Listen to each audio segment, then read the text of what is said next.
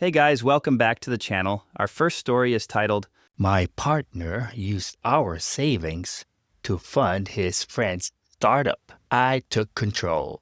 I need to share this story, not just because it still keeps me up at night sometimes, but because it might help others spot the warning signs I missed.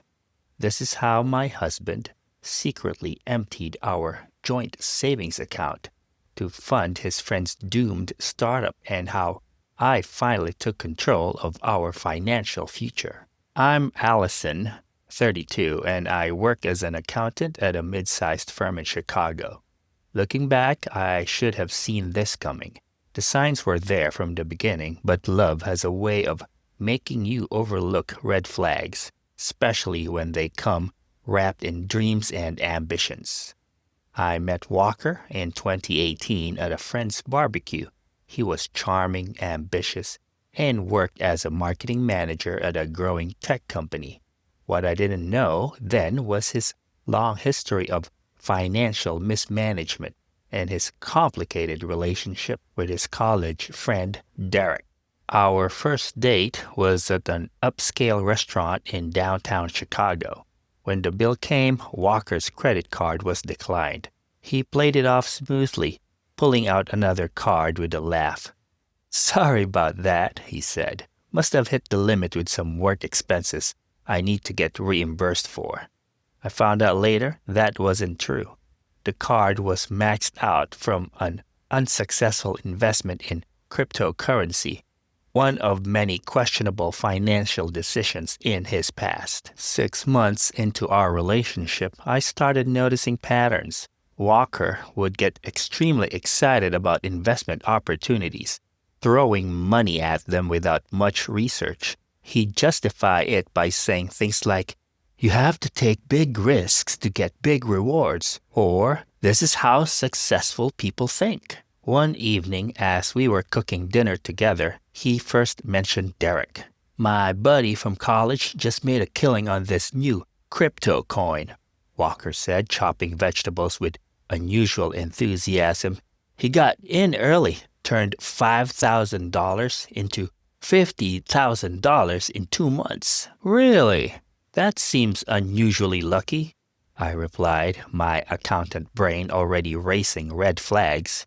"That's just how Derek operates. He's got an eye for opportunities. We actually started a business together in college." That was my introduction to the Walker and Derek saga. Over time, I pieced together their history through various conversations, stories from mutual friends, and eventually Derek's wife, Lily. Walker and Derek met as freshmen at their shared university in 2007. They were roommates who bonded over their shared dream of becoming successful entrepreneurs. Their first venture was a textbook resale website specifically for their university. They borrowed money from their parents and maxed out their first credit cards to build the site. "It was going to revolutionize how students bought and sold textbooks," Walker told me one night years later. "We had it all planned out." The website launched and promptly crashed during the first week of semester. When it finally worked, they found that students preferred using Facebook and existing platforms. They lost $8,000 each. But more importantly, they got their first taste of entrepreneurship. Instead of learning caution from this experience, it seemed to fuel their appetite for risk. Throughout college, they launched several more failed ventures: a food delivery service for fraternity parties, a social media platform for college sports fans, and an app that was supposed to help students find parking spots on campus. Each failure was explained away with phrases like "valuable learning experience" and "failing forward." Their parents eventually stopped funding their ventures, but that didn't stop them. They just turned to credit cards and loans instead. After graduation, they went their separate ways, Walker to Chicago and Derek to Seattle, but kept in touch, always sharing opportunities with each other. Derek became what he called a serial entrepreneur launching a new business every year or two. Each one was going to be the next big thing. Each venture followed the same pattern: grand plans, investor meetings, initial excitement, then eventual failure. But Derek had a talent for making each new idea sound like a guaranteed success, and Walker never lost faith in his friend's vision. When Walker and I got serious and started discussing marriage, I insisted on having frank discussions about finances. He agreed, and we had what I thought was an honest conversation about our financial situations. I made some mistakes in my 20s, he admitted, but I've learned from them. I'm more mature now, more careful with money. He showed me his credit report, which had improved but wasn't great, his savings, modest but growing, and his investment portfolio, unfortunately heavy on speculative tech stocks. I believed he was being transparent, and I appreciated his apparent willingness to change. We got married in 2021, and initially everything seemed fine. We combined our finances, set up joint accounts, and created a budget together. I took the lead on our financial planning, given my background in accounting, and Walker seemed happy to follow my more conservative approach. It's actually a relief, he told me, having someone else handle the big picture stuff. We had clear goals: save for a house down payment, build our emergency fund, and start planning for our future family. We both contributed to our retirement accounts and kept our spending reasonable. I thought we were on the same page. Then Derek moved to Chicago. I'll never forget that day Walker told me. He came home practically bouncing with excitement. Derek's company is opening a Chicago office. He's moving here next month. My stomach dropped. I'd met Derek exactly once, at our wedding, where he gave a best man speech that was basically a pitch for his latest startup, some kind of blockchain-based wedding planning platform that never materialized. That's great, I managed to say. Which company is this? Well, his last startup didn't work out, but he's got an amazing new idea he's developing. He wants to meet up and discuss it as soon as he's settled. I felt a familiar knot of anxiety forming. Walker, please, tell me you're not thinking of investing in another one of his startups. Of course not. I promised you no major financial decisions without discussing them first. I just miss having my best friend around. I wanted to believe him. I really did. But something in the way his eyes lit up when he talked about Derek's amazing new idea made me nervous. Derek and his wife Lily moved to Chicago in January 2023. They rented a luxury apartment in River North, a choice that surprised me given that Derek was supposedly between ventures. Later, I learned they were living on Lily's trust fund while Derek developed his business plan. The first warning sign came during our initial dinner together. Derek spent the entire evening talking about his new idea, a social media platform exclusively for pet owners. Walker was eating it all up, nodding along, while Lily kept giving me these knowing looks.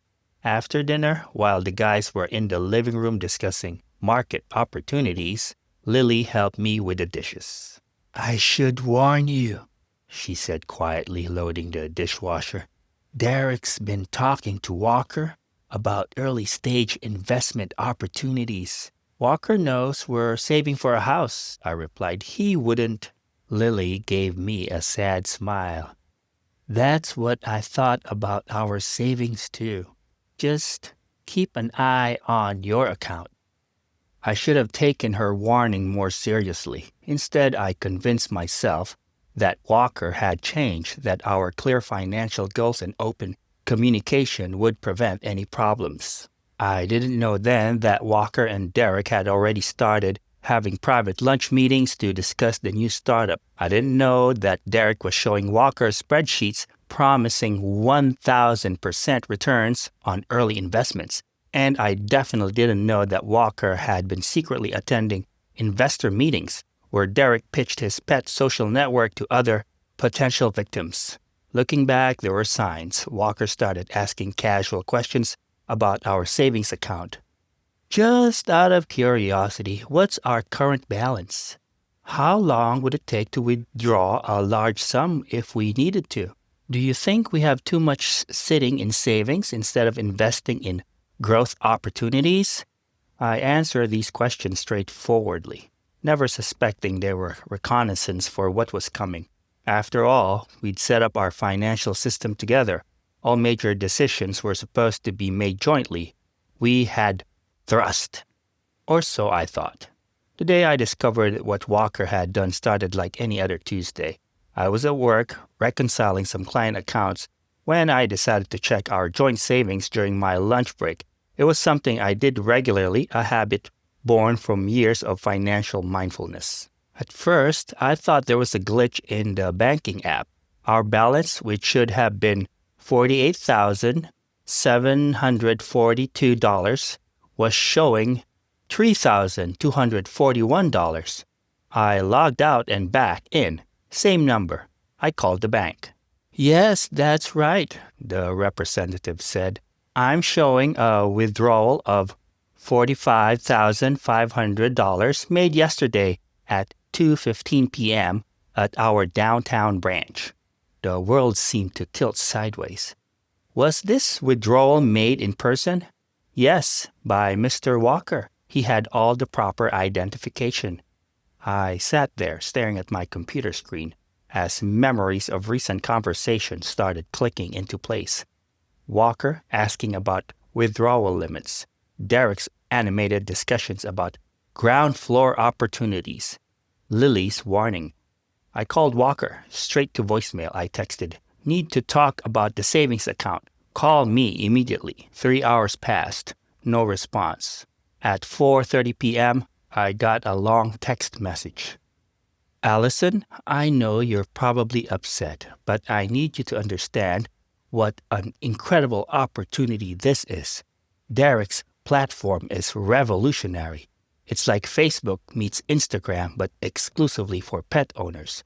The market potential is huge. He offered me a 15% stake for getting in early. This could set us up for life. Trust me." Trust me. The same words he'd used about the crypto investments that had maxed out his credit cards. The same words Derek had probably used with every failed venture. I left work early and drove home, my hands shaking on the steering wheel. When I arrived, Walker's car wasn't there. Another text came through. "Having dinner with Derek and some potential investors. We'll talk when I get home. Please try to keep an open mind." "Oh, God," she said when I told her. "How much?" $45,500. Our house down payment. There was a long pause. Derek pitched it to him as a friends and family round of investing.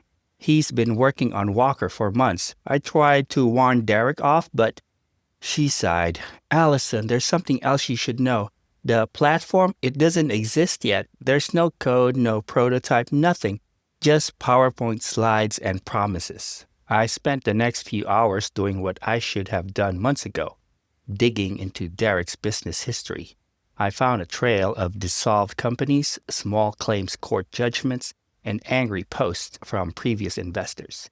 His pattern was clear. Raise money, burn through it with expensive market research and development costs, then declared the project ahead of its time when the money ran out. Walker came home around 11 p.m., reeking of expensive whiskey and misplaced confidence. "Baby, you should have been there," he said, dropping his keys 3 times for getting them on the counter. "These investors totally get it. One guy wants to put in $100,000. "Sit down," I said quietly. "We need to talk about what you did." "I know you're mad about the withdrawal," he started, "but you have to think about it. This could change the market." "Mad?" I interrupted. Matt doesn't begin to cover it. You stole our house down payment. You violated our trust. You broke every financial agreement we made. I didn't steal anything, he protested. It's our money, and I'm investing it in our future. No, you're gambling it on Derek's latest fantasy. Did you even look into his track record? Did you ask for a business plan? Financial projections? Anything? Derek showed me everything. The market analysis, the revenue projections, it was all there. PowerPoint slides aren't analysis, Walker. Where's the actual product? Where's the code? Where's anything besides pretty pictures and empty promises? His face changed. You don't understand business. Sometimes you have to take risks in life. This isn't risk. It's guaranteed loss. And you didn't even discuss it with me. Your wife, the accountant. The argument continued for hours. Walker alternated between defending his decision and promising the investment would pay off. I fluctuated between rage and disbelief. Finally, around 3 a.m., I laid out his options. Walker, tomorrow morning you're going to Derek's house. You're going to demand our money back, every cent. If he refuses, we're going to a lawyer. Then we're going to separate our finances completely. I'll keep my salary in my own account, and you'll keep yours in yours. We'll split the bills proportionally based on our incomes. Allison, you're overreacting to this. I'm not finished. You're also going to seek counseling for your financial behavior. And if you ever make a major financial decision without consulting me again, I'm done. Do you understand? He stared at me for a long moment, the alcohol haze finally clearing enough for reality to sink in. You divorce me over this? I'm seriously considering divorcing you right now. The only reason I'm not is that I believe you did this out of weakness and poor judgment. Not malice, but this is your only chance to fix it. The next morning was a blur of activity. Walker, nursing a hangover but finally grasping the severity of the situation, went to Derek's apartment. Derek, predictably resisting returning the money, claiming it was already allocated for development. That's when I played my trump card. I had Lily send Derek screenshots of his own bank records, showing how he'd already transferred $30,000 of the investment to his personal account. She'd been tracking his finances ever since his last failed startup cost them their savings.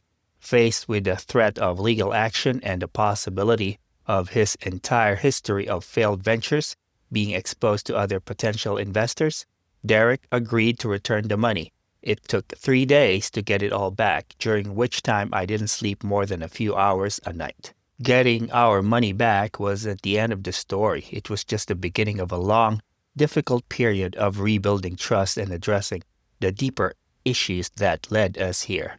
Derek's startup predictably fell apart within weeks.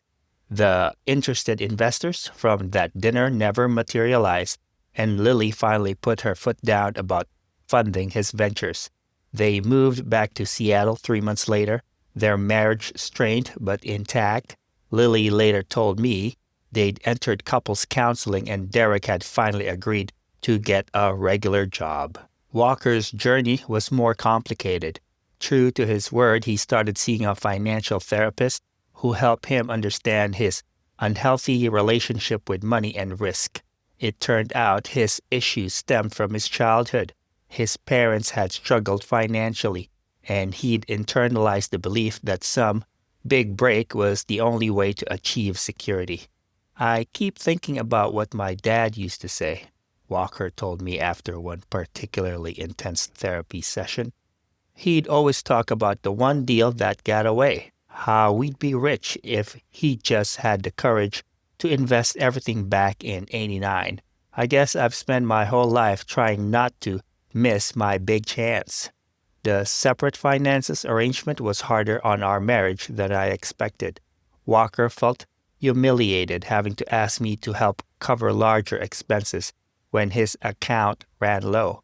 I felt resentful having to be the responsible one all the time. We started having weekly money meetings where we'd review our finances together and discuss any concerns openly.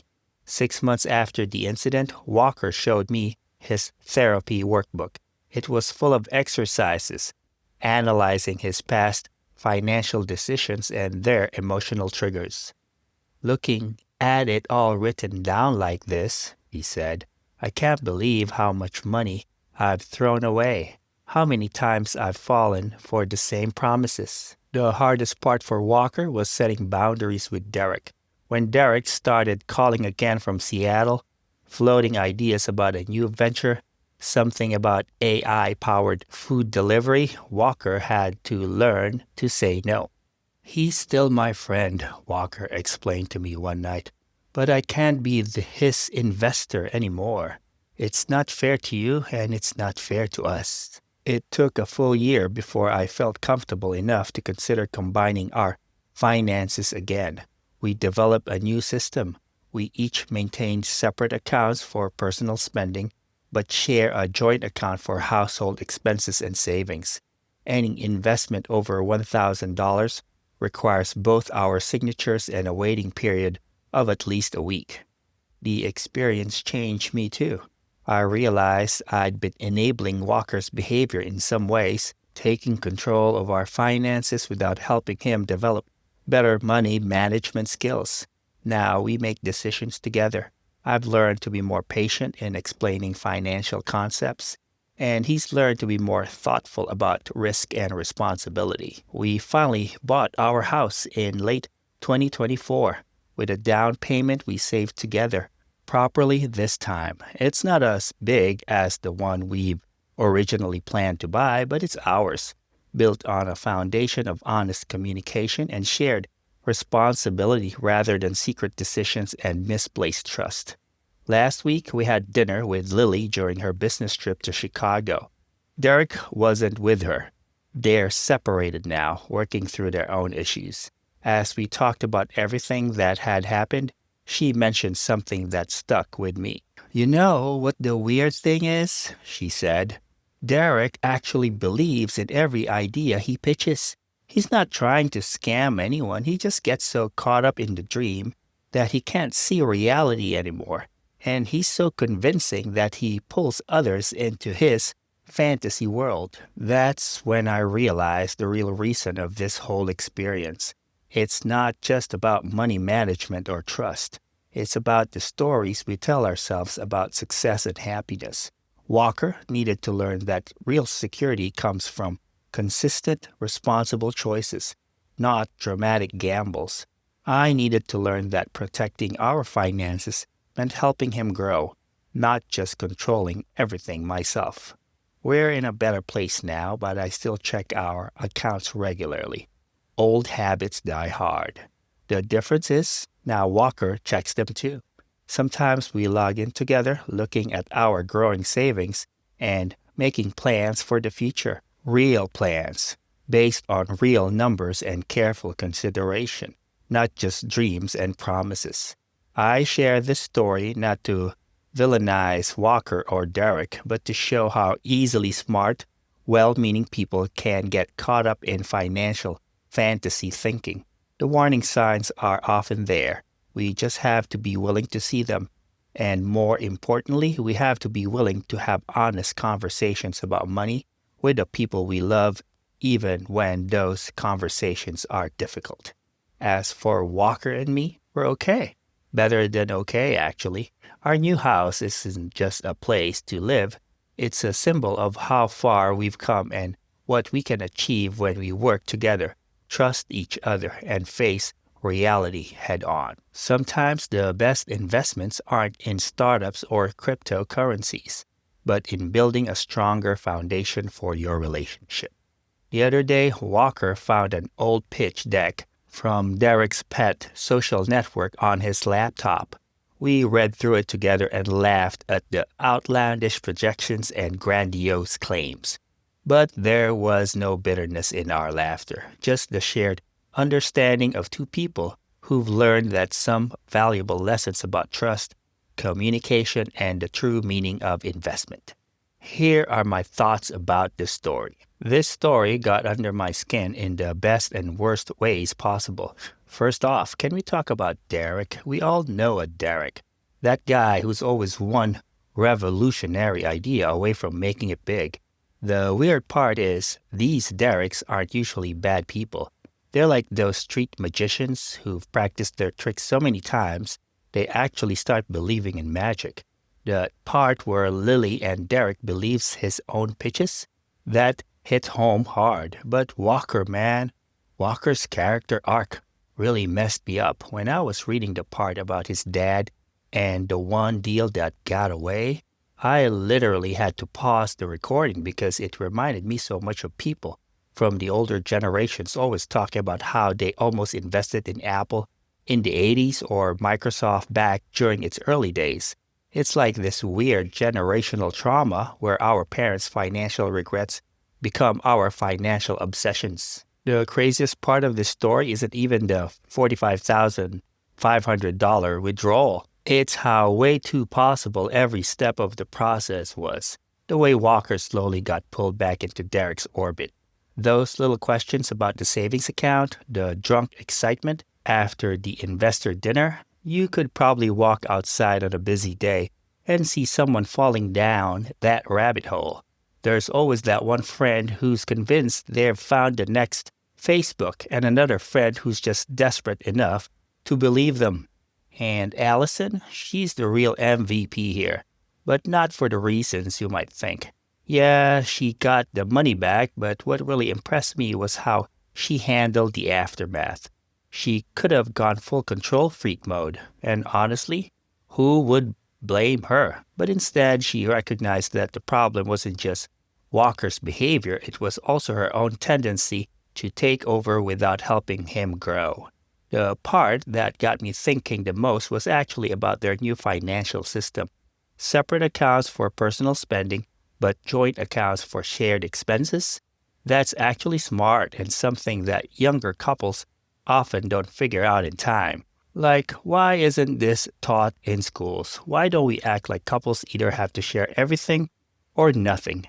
You know what this story really is? It's a perfect example of how money problems in relationships are rarely just about money. They're about trust, communication, childhood issues, friendship dynamics, and all that messy human stuff we don't like talking about. But here's what I can't stop thinking about. How many of us are one charismatic friend away from making a similar mistake? I mean, be honest. If your best friend came to you tomorrow with an amazing opportunity, how many of us would have the strength to say no? Hell, if it was my best friend, I think I would hesitate on that, no matter how wild the idea may seem. Is that weird of me? And now, guys, we will move on to the second story of the video. Please like the video if you have enjoyed it so far. The story starts like this. My sister claimed she was the bride at my wedding. I embarrassed her. My sister Kennedy and I had always had a complicated relationship. But what she did at my wedding crossed every imaginable line, leading to consequences that would change our family dynamics forever. Growing up, Kennedy was always the center of attention. 3 years younger than me, she had mastered the art of making everything about herself. When I got into college, she suddenly announced she was dropping out of high school to pursue acting. When I landed my dream job, she showed up at the family dinner with a fake engagement ring. You get the picture. But I loved her. She was my sister, and despite her attention-seeking ways, I always tried to maintain a relationship with her. When I met David 2 years ago, Kennedy was actually supportive. At first, she helped me plan our first anniversary dinner and even offered genuine advice about relationships. I thought maybe she had finally grown up. Then came the wedding planning. Brooklyn, I think as your maid of honor, I should wear white too, Kennedy said during our first dress shopping appointment. It would look so beautiful in the photos, don't you think? I nearly choked on my champagne. Kennedy, you know that's not appropriate. Only the bride wears white. She pouted, reminding me of her teenage years. But we're sisters. It's different for us. My mom, who was with us, quickly intervened. Kennedy, honey, let's look at those beautiful burgundy dresses instead. They'll complement Brooklyn's dress perfectly. Kennedy sulked through the rest of the appointment but eventually agreed to wear the burgundy dress we chose for all the bridesmaids. I thought that was the end of it. I was wrong. As the wedding approached, Kennedy's behavior became increasingly erratic. She started telling her friends she was practically the bride because she was so involved in the planning. She posted photos of herself in white dresses on social media and captions like, "Wedding prep," without mentioning it was my wedding. My best friend, who I've known since forever, called me one evening concerned. "Brooklyn, did you see Kennedy's last Instagram story? She's trying on wedding dresses." "What?" I quickly pulled up Instagram to see Kennedy at a bridal salon, twirling in a white gown. The caption read, "Can't wait for the big day." I called her immediately. "Kennedy, what are you doing?" "Oh, calm down," she laughed. "I'm just having some fun. Everyone knows it's your wedding." "Do they? Because your posts make it seem like you're the one getting married." "You're so paranoid." She dismissed my concerns. "It's just social media." I should have seen it coming. I should have known she wouldn't be able to handle not being the center of attention on my wedding day. But nothing could have prepared me for what actually happened. The morning of my wedding started beautifully. The venue, a restored Victorian mansion with gorgeous gardens, looked perfect. My hair and makeup were exactly as I envisioned. And my dress, a classic A-line with delicate lace details, made me feel like a princess. Kennedy showed up late to the bridal suite, which should have been my first red flag. "Sorry I'm late," she breezed in. "Traffic was terrible." She was already fully dressed and made up, not in her burgundy bridesmaid dress, but in a white gown that looks suspiciously bridal. My mother gasped, "Kennedy, what are you wearing?" "Oh, this?" Kennedy twirled around. "I just thought that burgundy wasn't flattering on me. This looks so much better, don't you think?" I felt like I was in a nightmare. "Kennedy, go change into your bridesmaid dress now." "But Brooklyn, this looks great with a venue." "Now." My mother's voice left no room for argument. Kennedy stomped out, only to return 20 minutes later in the correct dress, though she'd added a crystal tiara to her ensemble. I was too stressed to argue about the tiara at that point. The ceremony was scheduled for 4 p.m. At 3:30, while I was having my final touches done, I heard a commotion outside the bridal suite. My best friend stuck her head in, looking worried. "Brooklyn, we have a problem. Kennedy's out there telling guests she's the bride." "She's what?" I stood up so fast my makeup artist had to step back. "She's greeting guests as they arrive, introducing herself as the bride. Some people are really confused because they know you're the bride, but she's being really convincing." I took a deep breath. "Mom, can you handle this?" My mom marched out to deal with Kennedy while I tried to stay calm. This was my wedding day. I wouldn't let her ruin it. The ceremony itself went relatively smoothly, though Kennedy managed to make a scene even then. As she walked down the aisle before us, she waved to guests like she was in a parade and took her time, milking her moment in the spotlight. When it was my turn to walk down the aisle with my father, Kennedy started loudly sobbing. Not the gentle tears of joy you might expect at a wedding, but dramatic, theatrical sobs that drew attention away from me and David. But it was during the reception that things really went off the rails. As guests mingled during cocktail hour, I started hearing bizarre snippets of conversation. I thought the blonde one was the bride. No, the one in burgundy told me she's the bride. But then I saw the one in white getting married. Did you hear what she's telling people? That this was supposed to be her wedding, but her sister stole her date and venue? I found David at the bar getting a drink. We have a problem, I whispered. He looked concerned. What's wrong? Kennedy's telling people this was supposed to be her wedding, that I stole it from her. David's face darkened. Want me to have her removed? I shook my head. Not yet. Let me handle it. I found Kennedy surrounded by a group of confused-looking guests from David's side of the family who had never met her before. And then, she was saying, I let her have my venue because that's what good sisters do. I mean, technically, this was supposed to be my day, but... Kennedy? My voice was calm but firm. Can I speak with you privately? She flashed a bright smile. Of course, sis. I was just telling everyone about how generous I was to let you use my wedding venue. I pulled her into a nearby hallway.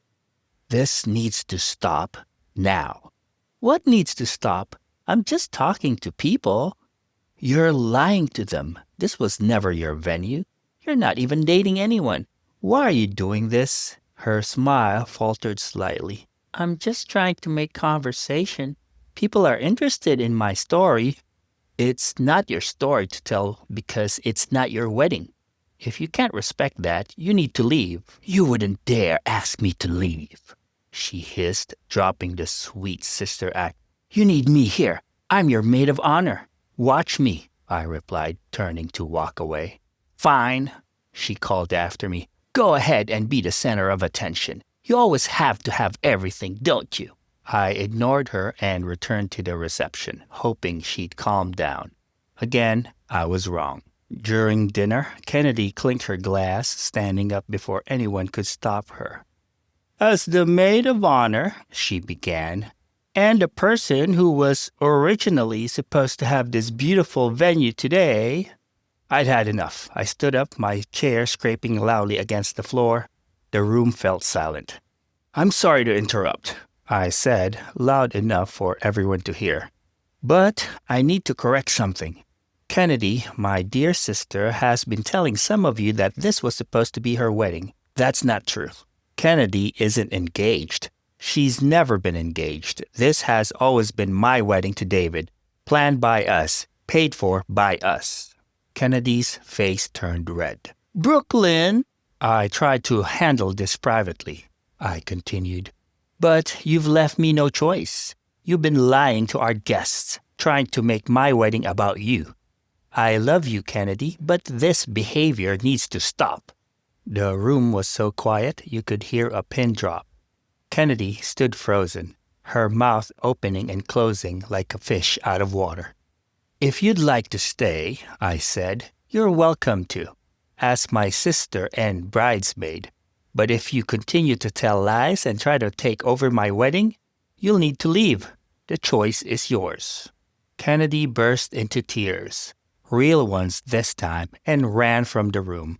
My mother followed her out while David squeezed my hand supportively. The rest of the reception continued without Kennedy. Later, my mother told me she'd taken her home.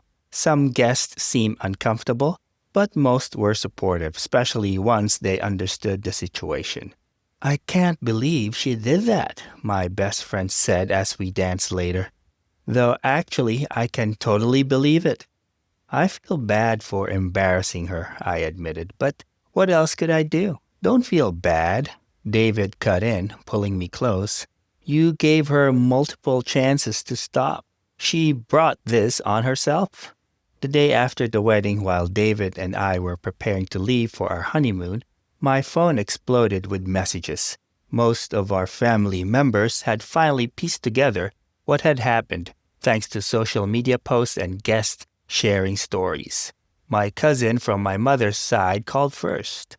Brooklyn, have you seen Kennedy's Facebook post? I hadn't. When I checked, my heart sank.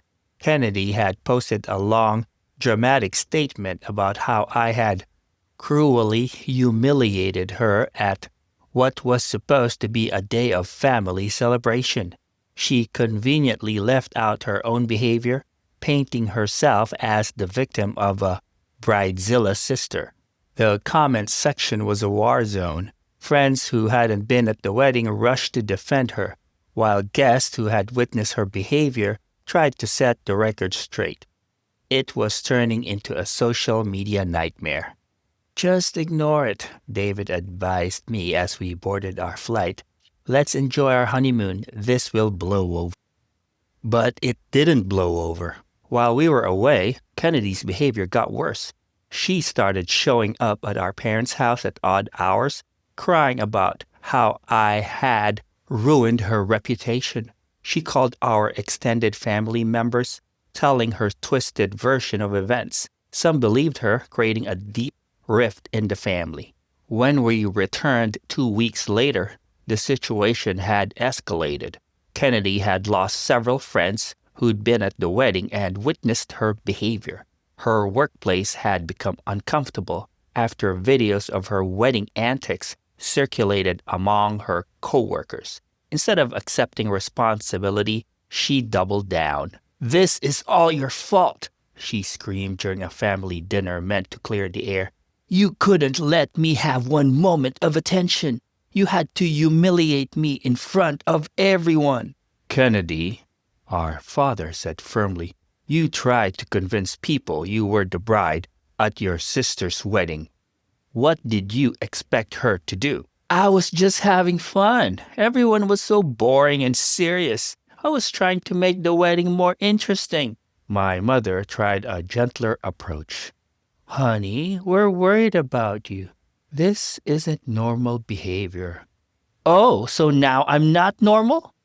Kennedy stood up, knocking over her wine glass. "Everyone's against me now?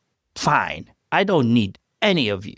She stormed out, but the fallout was just beginning. Over the next few weeks, Kennedy's life began to unravel. Her best friend, who'd known us both since childhood, finally had enough of Kennedy's victim narrative.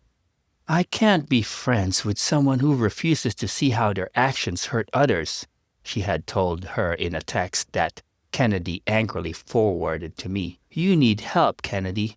Professional help." Kennedy's response was to create more drama.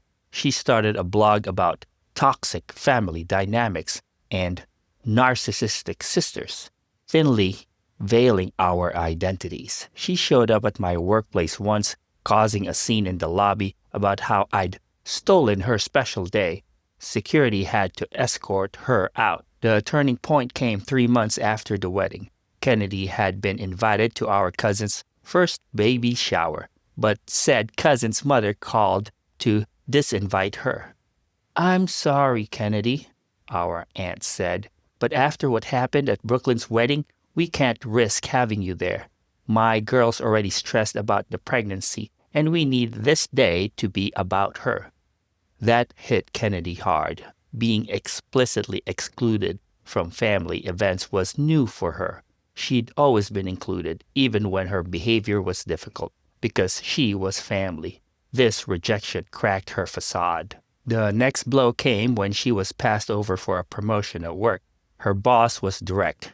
"Your recent emotional instability and the incident at your sister's wedding have made us question your judgment and ability to handle professional situations." Kennedy showed up at our parents' house that night, truly crying for the first time since the wedding. Not the theatrical sobs she was known for, but quiet, broken tears. "Everyone hates me," she whispered as our mother held her. "I don't understand what's happening. Everything was fine before the wedding." "No, sweetie," Mom said gently. "Things weren't fine before. We just all worked around your behavior. Maybe it's time to talk to someone about why you feel the need to be the center of attention all the time." "I don't do that," Kennedy protested weakly. Dad pulled out his phone. "Want to watch the wedding videos? Really watch them?" For the first time, Kennedy sat and watched her behavior through others' eyes. She saw herself interrupting the ceremony with fake sobs. She watched as she tried to convince Dad's elderly grandmother that she was the real bride. She witnessed her own meltdown when I called her out. "I look crazy," she whispered. "I look absolutely crazy." "You're not crazy," Mom assured her, "but you do need help understanding why you act this way." It still took another month and another incident, this time getting drunk at a friend's birthday party and trying to announce her own fake engagement, before Kennedy finally agreed to see a therapist. Her first few sessions were rough. She'd come home angry, insisting the therapist was taking everyone else's side, but slowly things began to change. "My therapist says I have issues with attention-seeking behavior stemming from childhood insecurity," she told me during our first real conversation since the wedding. We were sitting in a coffee shop, neutral territory suggested by said therapist. "That sounds right," I said cautiously, if a bit awkwardly. "I'm not ready to talk about the wedding yet," she admitted, "but I'm starting to understand why what I did was wrong. I just need time." "I can give you time," I replied. "I just want my sister back." Over the next few months, Kennedy's progress was slow but steady. She deleted her blog, she apologized to her best friend, she started declining invitations to events where she didn't trust herself to behave appropriately. 6 months after the wedding, she finally felt ready to really talk about what happened. "I watched the wedding video again yesterday," she said during another coffee meeting. "With my therapist, we broke down every moment where I tried to steal attention. It was hard to watch." "I bet it was." "The thing is," she continued, "I remember feeling so justified in the moment, like everyone was wrong for not making me the center of attention. My therapist helped me see how messed up that thinking was." She took a deep breath. "I'm sorry, Brooklyn. I'm really sorry I tried to ruin your wedding. I'm sorry I tried to make it about me. And I'm sorry I spent months afterward blaming you for the consequences of my actions." I reached across the table and squeezed her hand. "Thank you. That means a lot." "I'm still working on things," she added. "My therapist says these patterns don't change overnight, but I'm trying, and I'm actually starting to enjoy not having to be the center of attention all the time. It's exhausting, you know," I smiled. I can imagine. The road to recovery wasn't smooth. Kennedy had setbacks, moments where her old attention-seeking behavior would resurface, but now she could recognize it and step back. She started rebuilding her relationships, not just with me, but with everyone she'd pushed away. A year after the wedding, we had another family gathering, this time for Thanksgiving. Kennedy helped with the cooking, joined in conversations without trying to dominate them, and even deflected attention when someone tried to draw her into drama. As we cleaned up afterward, she pulled me aside. "You know, I never thought I'd say this, but I'm glad you called me out at your wedding. If you hadn't, I might never have gotten help." "Really?" I asked, surprised. "Really. It was horrible and humiliating at the time, but I needed that wake-up call. Everyone had been tiptoeing around my behavior for so long, making excuses for me. You were the first person to just stop enabling me."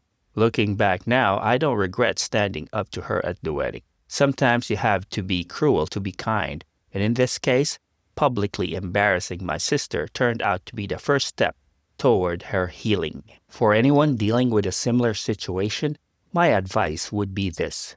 Set clear boundaries, stand your ground, but be prepared for things to get worse before they get better. Real change isn't easy, and people often fight hardest against it when they need it most. Today, Kennedy and I have a better relationship than we've ever had. She's genuinely happy for my successes instead of trying to overshadow them. She's even started dating someone, and this time, she's taking it slow and not making grand announcements or trying to compete with anyone. That's the sister I always knew was in there, and I'm grateful that through all the drama and pain, we found our way back to each other. Here are my thoughts about this story. Showing up at your sister's wedding and trying to convince people you're the bride, lying when confronted, and blowing it all up in a lying social media post? That's not just main character syndrome. That's like main character syndrome on steroids. I've seen people try to announce pregnancies at weddings, propose to their partners, even start fights, but pretending to be the actual bride, that's a new level of unhinged that I wasn't prepared for. Kennedy, what the heck? But here's what really got me thinking. And maybe it's because I keep reading stories like this, relating to a wedding of some kind or not. The aftermath of the story is where the real meat is. Usually in these wedding drama stories, we get the crazy event and maybe a quick, and now they don't talk anymore ending. But watching Kennedy's whole world implode after the wedding, man, that was both satisfying and kind of heartbreaking. Like imagine being so deep in your own delusions that you genuinely think you're the victim after trying to hijack someone's wedding. The Facebook post, the blog about toxic family dynamics, classic Darvo. Deny, attack, reverse, victim, and offender. I have seen this pattern so many times in these stories, but rarely do we get to see how it actually falls apart and later stitched back together in this much detail. And can we give some props to the family here, especially the parents, because let's be real, most families in these situations either enable the crazy behavior or just cut the person off completely. But these parents threaded that needle perfectly. They stood firm on calling out Kennedy's behavior while still being there to catch her when she finally crashed. That's some respectable parenting right there. The part that really got me was when Kennedy watched the wedding video with her parents. That moment of realization. I look crazy. Oof. I felt that in my gut. Sometimes you need to see yourself through other people's eyes to understand how far you've gone off the rails. You know what's funny? I started reading the story ready to be all, burn the whole sister down, she's toxic trash. But by the end, I was actually rooting for Kennedy. Like, yes, what she did was absolutely bonkers and inexcusable, but seeing someone actually do the work to change, that's rare as hell in these stories, and it's honestly refreshing. Also, shout out to Brooklyn for not just cutting her sister off completely. Don't get me wrong, she would have been totally justified in going no contact after that stunt. But sometimes the harder path of tough love while maintaining a connection is what someone needs to actually get better. I swear, this story needs to be printed out and handed to every therapist dealing with attention-seeking behavior. It's like a perfect case study of how these patterns develop, what happens when they finally blow up, and what actual recovery looks like. Anyways, guys, I hope you enjoyed the video. Please like and subscribe, and I'll see you again tomorrow.